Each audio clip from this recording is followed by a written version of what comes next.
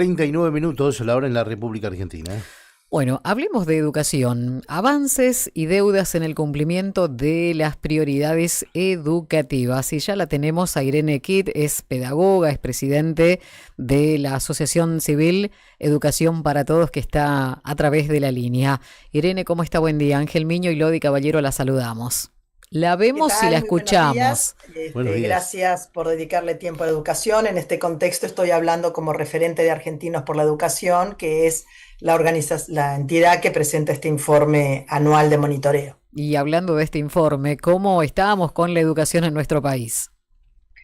Bien, primero una palabrita para decir que, bueno, en Argentinos por la Educación, junto con casi 200 entidades, asociaciones civiles de todo el país, el año pasado se planteó una serie de prioridades bastante indiscutidas, digo, la verdad que, como decimos, no es que inventamos el agua tibia, pero se hizo el esfuerzo de poner una lista de metas y comprometernos en esa gestión de la información que tenemos en informar anualmente. Tal vez son cosas que tendrían que hacer los gobiernos, pero a veces en la sociedad civil hay que tomar la delantera. Entonces, en este año, desde el informe que se presentó el año pasado, primero contamos algunos avances y después los desafíos pendientes, si te parece. A ver, sí, totalmente, ¿no? ¿Cuáles fueron los avances? A ver. Nivel inicial, o sea, la sala de 3, 4 y 5, estamos en un proceso, en la sala de 5 hace tiempo que estábamos cumplidos, en la sala de 4 está prácticamente generalizado, digamos, todos los chicos tienen acceso a una sala de 4 años, aún en zonas rurales, no en toda es la partecita que toca terminar de cubrir, y la sala de 3 tiene que universalizarse en la oferta, no es obligatoria, pero si un papá o una mamá quiere llevar al niño, tiene que haber salas de 3 o multisalas de 3 y 4, pero no te podrían decir, no se puede anotar un niño de 3, una niña de 3. Eso en cuanto al nivel inicial, sintéticamente, hay muchas cosas, pero vamos a la síntesis. En nivel primario estamos muy entusiasmados porque ya una iniciativa que se había planteado en el año electoral de que se pusiera como prioridad efectiva la alfabetización inicial, que parece también una meta obvia, ¿cómo la escuela no va a enseñar a leer y escribir? ¿Viste? Como decir, parece que estamos... Bueno, claro, pero los datos y los resultados de la gran mayoría de los informes no demuestran esto, ¿no? Porque la verdad que venimos para atrás. Sí, a veces nos gusta usar la imagen de la fiebre, ¿no? Es decir, hay números que no nos dicen nada, pero pongámonos, si somos mamás o abuelos, qué sé yo, vos le tomás la fiebre a un niño, 36 sabes qué hacer, 37 sabes qué hacer, 38 y ya nos dejás de mirarlo y le das un remedio o lo bañás, 39 y a los 40 salís corriendo al hospital. Totalmente. Acá parece que con la alfabetización una y otra vez veíamos 40 y nos quedábamos, ni el banito tibio nos dábamos, ¿viste? Claro. Para decirlo. Entonces, lo que quiero decir es, bueno, se instaló la prioridad de la alfabetización, todas las jurisdicciones están encaminando programas y políticas de alfabetización, eso ya no se discute. Por ahí es un poco temprano para ver los logros. El año pasado la evaluación Aprender tomó el tema de alfabetización específicamente, de 2024 es como nuestra línea de base, y nos mostró que, bueno, otra vez más que el 55% de los niños de tercer grado tiene dificultad de comprensión lectora. Más o menos cifras parecidas anterior, pero bueno, estamos actuando. Este año, el año que viene, ese número tiene que bajar. Si trabajamos así sostenido, tiene que bajar. Estamos viendo uno de los puntos del informe que presentaron ustedes, y usted hablaba recién, ¿no? Mucho hincapié en nivel inicial, salita de 3, salita de 4, pero ¿qué pasa con los chicos? Porque muchas veces hay como deserción en la secundaria. Bien, la educación secundaria en los últimos, te diría, 6, 7 años ya había empezado prepandemia, pero a partir de la pandemia y posiblemente, digamos, vinculado a ver ajustes que se hicieron en los regímenes de promoción y de pasar de año, se notó un salto, pero muy grande, en la cantidad de estudiantes matriculados en los últimos años de la educación secundaria, que siempre era como el colador, ¿viste? Claro. Del tercer año, y cuarto, quinto se notaba un montón. Ahora, tenemos como parte llena del vaso que hay muchísimos más estudiantes en la escuela secundaria, hasta los 17, 18 años, a lo mejor con 1 o 2 años de rezago, pero bueno, poner que tiene 17, está en cuarto en vez de en quinto o en tercero. Y el gran desafío entonces que tenemos es los resultados de aprendizaje. Ahora que los tenemos a todos, tenemos más desafíos porque los que se iban eran los que más problemas tenían, ¿no es cierto? Claro, sí, sí. Obviamente, entonces, la meta se va a seguir trabajando expresada en calidad de los aprendizajes. O sea, los jóvenes tienen que terminar la secundaria sabiendo, dominando pensamiento científico, quehacer matemático y palabra escrita. Digo, Claro. como... Por lo menos, de ahí para arriba todo lo que querramos, pero eso no puede fallar, porque no puedes ir a una entrevista de trabajo y no saber llenar un formulario. Claro, básico. Bien, así que hay avances y cosas pendientes en cada nivel. Claro, Irene, ¿cómo se hace en una coyuntura en donde desde el gobierno central se menosprecia la educación pública, los docentes cobran mal, digamos, ¿cómo se hace para enfrentar estos problemas que bien lo analizan ustedes, pero, digamos, cómo sostenerlo en el tiempo y mantener al docente motivado para realizar esos cambios o sostener los proyectos para que mejoremos en la educación? Excelente punto. Bueno, y gracias por plantearlo. Yo soy educadora también, yo Sí. estoy jubilada, pero me reconozco como educadora. A ver, tenemos una parte que es la responsabilidad de los gobiernos, que tiene que ver con garantizar los recursos para las distintas cuestiones de educación, ya sea los sueldos, las condiciones de las escuelas, etcétera. En ese punto, normalmente las provincias toman la parte de los gastos de la inversión, pero bueno, que es el tema de los sueldos y los subsidios a la escuela privada, y ya de hace más de 20 años, 30 años te diría, desde la ley federal, Sí. o sea, te estoy diciendo hace muchos años, la nación había asumido un compromiso con invertir esa parte en calidad, que a veces a la provincia se le va toda la plata en los gastos corrientes y les queda muy poquito para ejecutar programas de calidad, y para eso jugaba la nación. En este momento, esos fondos nacionales están o no existen porque no hay presupuesto Claro. 2025, o se están ejecutando muy lentamente, mucho más lentamente que la necesidad, cuando la necesidad de todas maneras se está premiando. Entonces, eso es una parte de la gestión política, de Claro. gobernadores, de legisladores y demás. Ahora se viene el presupuesto 2026. Vamos a tener presupuesto 2026, vamos a tener la línea, por ejemplo, programa de alfabetización. En el presupuesto 2025 tenía asignado 800.000 millones de pesos. Sí. No se asignó, no se aprobó el presupuesto 2025, y esa plata se redujo muchísimo, porque ya al no tener, es como que van arañando, lo que se está haciendo es arañando un poquito de cada cosa. Eso por un lado. Y el dinero es importante como lo es en la vida, pero Claro. ni ustedes ni yo, ni que prácticamente nadie de lo que nos escucha trabaja solo por dinero. Todos trabajamos por dinero, porque salvo si fuéramos millonarios no estaríamos Claro. ni hablando acá ni trabajando en la radio, estaríamos en un Sí. yate. Entonces, si Por estamos amor al acá, arte, no. tenemos que vivir de nuestro trabajo. Pero Claro. Ujú. hay una parte que sí es muy importante que todos nos comprometamos, en este sentido del prestigio social de la educación, Ujú. del educador.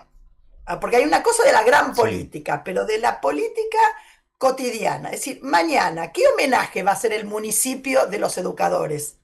La comunidad, más allá del regalito, el día del maestro, que está lindo, le regalamos un bolso, le regalamos un par de zapatos, divino. Pero bueno, ¿qué mensaje de valoración le vamos a hacer como igual que el Día de la Madre? No es que Sí. todo solo el día de mañana, pero tenemos pensado homenajes públicos fuertes para los docentes, de darles gracias, como en su momento le damos gracias a los médicos en la pandemia, de darles gracias. Estamos tan acostumbrados al esfuerzo de los docentes, y a ese informe, en el informe también rescatamos que de 35 países que se calculó un índice de bienestar docente, digamos de estatus docente, Argentina ocupa casi los últimos lugares, 31 de 35 al final de la distribución. Tremendo. Básicamente 3 ideas. Ujú. Discrepancia entre las horas que pensamos como familia que trabajan los docentes y las horas que los docentes dicen que trabajan. Ujú. Ahí hay como se arma una Claro. barrera, ¿no? Porque vos decís, Sí. bueno, uno desconfía del otro, vos que trabajas 4 horas, yo que... Bueno, ok,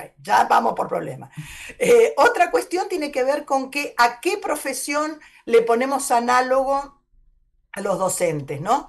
Y entonces, en los países que prestigian mucho la educación, docente se parece a médico, se parece a ingeniero, se parece a profesiones de alto Claro. prestigio. Ujú, Mientras que que en Argentina, que de repente se parece a trabajador social, lo cual no es una deshonra, pero digo, no lo Claro. miramos. Y la tercera ujú, es, además del, bueno, el salario, pero ya lo habíamos comentado claro. antes, es Ujú, decir, si un hijo o un nieto, en mi caso, yo tengo una nieta profesora ya, Claro. Ah, ujú. mira. Mira. y entonces, si un hijo, un nieto, te dice que quiere ser docente, ¿lo apoyás? Menos de un 30% en Argentina Ujú, apoyaría, en la encuesta esta que se hizo, apoyaría a un hijo si anuncia que quiere ser ujú. docente. Irene, ¿por qué cree que está tan desvalorizada la docencia o el sector por lo menos en nuestro país, ¿no? No, la verdad que ameritaría una conversación en específico, pero Mm, creo que hay, o sea, la escuela está demasiado demandada, creo que en un afán a veces digamos, de incluir todo y de decir, bueno, todos los temas que hay que tratar en educación, todo tema es importante, de las Malvinas, educación ambiental, educación vial, educación tributaria, esto, el otro, el otro, el otro. Creo que todos en la vida nos pasa. Cuando tenés muchos objetivos chiquititos, aunque vayas cumpliendo alguno, nunca estás satisfecho. claro. Cuando vos tenés pocos objetivos y esos objetivos le pones todo el esfuerzo, hay satisfacción. Tanto del que, o sea, si lo que pasa, a ver, yo creo que ningún docente de tercer grado, que tiene la mitad de los chicos que no entiende lo que lee, está contento, ni los padres tampoco. Entonces, creemos mucho en la satisfacción, lo que decíamos antes del deber cumplido, ¿no? Ujú, Bueno, esto que hice valió la pena, y en eso tenemos mucha responsabilidad los académicos, los formadores de opinión y sobre todo los políticos, de decir, liberar la carga de los colegios, y voy a dar un ejemplito más y me callo la boca porque sé que ocupo mucho tiempo, les agradezco, que es el tema de comedores escolares, ¿no? sí. Me parece excelente que los niños, los jóvenes coman en la escuela, porque en este momento más que nunca, o como muchos otros momentos, porque los niños están en la escuela, tienen que, mejor que coman ahí. Si vos no desayunás y llegaron a las 2 de la tarde, te olvidaste de almorzar, te duele la cabeza, no puedes trabajar. Tenés Ujú, que, bueno, lo mismo le pasa a un niño, de cualquier extracción social. Entonces, darle de comer a los niños en la escuela, excelente. Pero uno, que sea presupuesto de educación, no corresponde. Eso es presupuesto de protección social, bienestar social, ujú, ministerio de la familia, como se llame en cada lugar. Porque es salud, es nutrición. claro. Dos, no puede ser tiempo ni de los directores para estar lidiando con los comedores, con el proveedor, con la vianda, con que faltó la cocinera, con que no está limpia, se Ujú, cortó el agua y no puedo cocinar.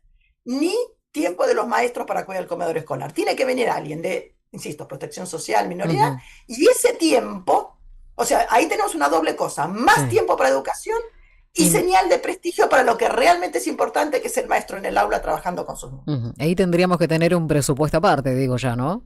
Y ese presupuesto lo recuperamos. Ujú, O sea, nosotros Claro. como educación le tenemos que recuperar para ujú. educación el presupuesto que hoy le dedicamos a comedores escolares. Ah, Y que bien. ese presupuesto aparezca en acción social o como se llame en cada provincia. Ajá, ¿y esto forma parte de los desafíos también que enfrentan ustedes? Absolutamente, Mm, porque nosotros sabemos que planteamos, o sea, que es importante incrementar la inversión en educación, pero también es importante porque también está demostrado, comparando lo que invertimos en educación en Argentina con otros países, que tenemos resultados más bajos. Entonces, esa inversión es necesaria por dignidad, por carrera docente, por todo lo que significa ese esfuerzo que le pedimos a los docentes, pero también tenemos que trabajar adentro de la escuela. Y ya te digo, ujú, una de las cosas es liberar tiempo y decir, mira, te libero para que te dediques al aula y te voy a controlar o te voy a estimular y te voy a apoyar para que el aula se dedique mucho más a ujú. contenidos centrales, dejar de andar, viste, como dice, picoteando, ¿no? Como se diría, por todas partes, Claro, y enfocarse solamente en esa tarea. enfocarse en esa tarea de enseñar y dentro de la tarea de enseñar en aquellos contenidos fundantes, estratégicos. Hoy aprender de memoria, qué sé yo, las partes de la célula versus entender la biología de la célula y cómo influyen en la biología celular Ujú, las sustancias que generan adicciones, Es mucho más importante que aprenderte de nombre, de memoria, el corpúsculo de Golgi, los ribosomas y no sé cuántas otras partes de la célula de memoria. Entender qué pasa en nuestro cerebro, en la célula de nuestro cerebro, cuando metes sustancias químicas que le hacen daño. Aunque no te acuerdes el nombre de la meiosis y la mitosis, no me importa que te aprendas ese nombre de memoria, pero entender lo que pasa en nuestro cuerpo. Y a eso es lo que hay que dedicarle tiempo en profundidad en la escuela. El gran desafío también sería que los funcionarios por ahí no se enojen cuando se dan a conocer este tipo de informes, como el que presentaba usted, y que tengan realmente una mirada realista de la situación educativa. Sí, a ver, muchas veces se plantea, y yo creo realmente, es una opinión personal, creo que erróneamente, que los resultados en educación se ven a largo plazo. Y yo creo que uno puede decir, bueno, si yo voy de peregrinación a Itatí, obviamente tengo que llevar bastante tiempo, sobre todo que yo si voy caminando o lo que fuera. Pero el tema es que tengo que ir a la dirección correcta. Si yo para ir a Itatí me voy al norte, no voy a llegar nunca, tengo que dar toda la vuelta. O va a llegar, pero más tarde, claro, sí. Tengo que ir en la dirección correcta, buenos pasos en la dirección correcta. Y en ese sentido voy a dar un ejemplo. Palabra escrita, todos hablan de palabra escrita y lo importante que es leer. Decime, digamos, ¿cuántas veces los niños, los jóvenes nos ven hoy a nosotros adultos con un libro en la mano, leyendo?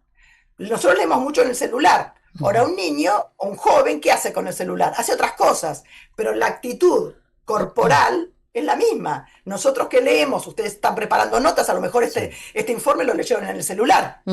Y tu hijo, tu nieto, para él estás haciendo lo mismo que si estuvieras scrolleando en una red social. Claro. Porque te ven mirando la pantallita.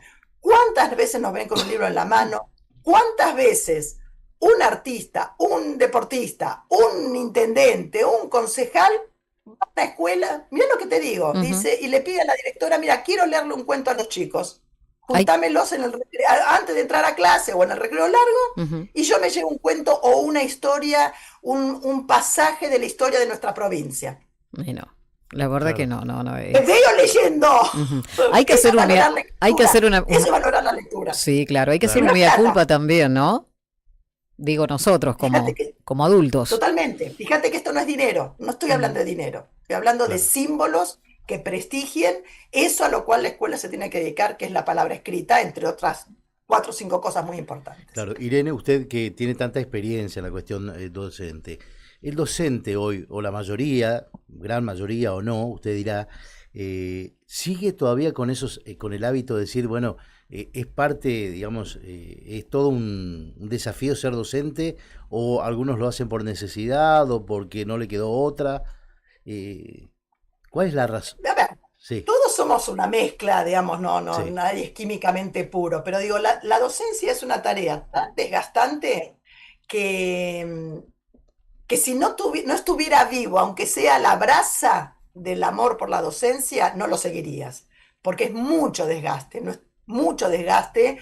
Imagínate, vos sales a veces a la escuela secundaria y hay muchas cosas que exceden la escuela, estás dando clase, ponele que no seas el mejor profesor, pero digo, como decimos, vos, cada uno puede levantar la mano y decir, yo soy el mejor padre posible, la mejor abuela posible. Yo no levanto la mano por mí misma, tengo 7 nietos, pero digo, no soy la mejor abuela del mundo, digamos. Pero a veces a los docentes les pedimos ser los mejores. Entonces, dentro de lo que cada docente puede hacer, creo que hay muchas cosas que tienen que ver con estimular, con prestigiar desde el estado de que, o sea, por ejemplo, cuando vos estudias para ser docente, sobre todo docente secundaria, cuando estudiaste, porque hay muchos ingenieros dando matemática, abogados dando historia, pero aún cuando hayas estudiado para docente, muchas veces no te enseñaron a trabajar con grupos de adolescentes. No es lo mismo trabajar o entender cómo es 1 o 2 adolescentes, a veces cuando tenemos hijos adolescentes en casa, y otra cosa es saber manejar las situaciones con 20 adolescentes adelante de uno, que por definición está en la etapa de desafiarte. Digo, hay cuestiones entonces de prestigio, hay cuestiones técnicas, metodologías para trabajar de esa manera, que requieren, entonces, que se vayan fortaleciendo, porque si vos vas a dar clase y sentís que le hablas a los 3 chicos que están en la primera fila y los demás están en cualquier otra, cualquier ser humano se va como defendiendo, se va metiendo como una especie de cápsula, ¿no? De decir, bueno, ¿viste? Hago como que enseño porque no sé cómo manejar esos otros 20 que están atrás y que no están respondiendo. Claro. Entonces, creo que a ver, el que no lo aguanta porque no soporta la docencia se va porque trabaja de vendedor y gana lo mismo o Claro. más. Exacto. Entonces, si se queda es porque hay una bracita y es nuestra responsabilidad avivar ese fueguito. Claro, Pasión. está dado el consenso de la sociedad justamente para mejorar el nivel, colaborar con mejorar el nivel de educación en la Argentina,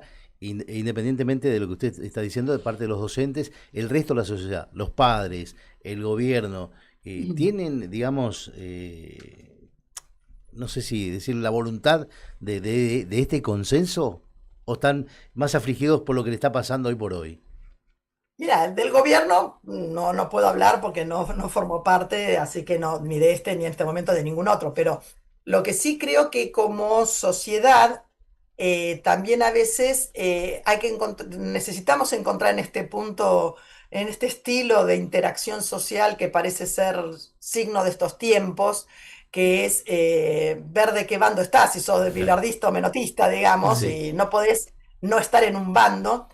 ¿Cómo podemos encontrar un espacio de reconocimiento mutuo, los docentes reconocer que los papás, las mamás, las abuelas que estamos criando chicos está complicado y las familias reconocer esa misma complejidad para los docentes y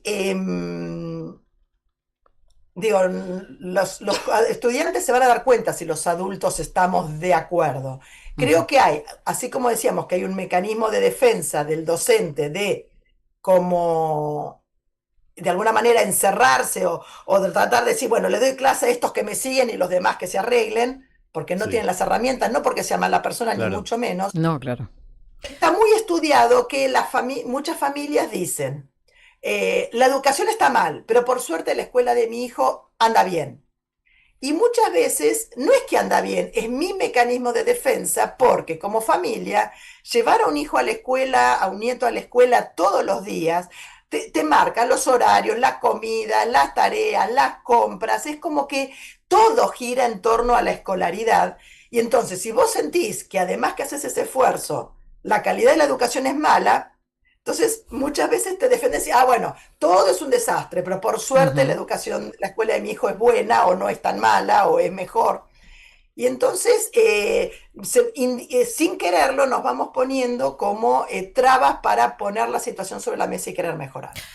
Por último, diría una sola cosita Sí, Ajá. concreta. Bueno, poder preguntarnos, docente, familia, decir, bueno, este logro de la alfabetización, tercer grado, cuarto grado, toda la escuela, la primaria, la secundaria, podríamos preguntarnos todos los viernes cuánto leímos esta semana en la escuela. Mm.